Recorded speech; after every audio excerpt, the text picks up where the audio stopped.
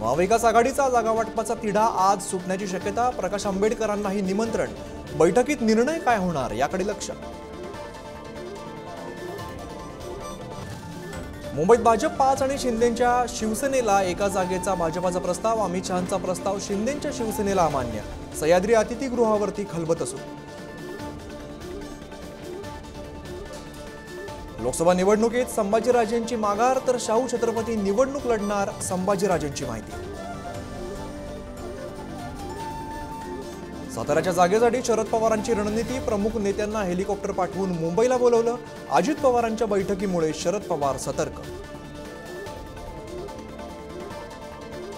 संभाजीनगरची जागा लढवणार असल्याचा अमित शहांचा सुतोवाच।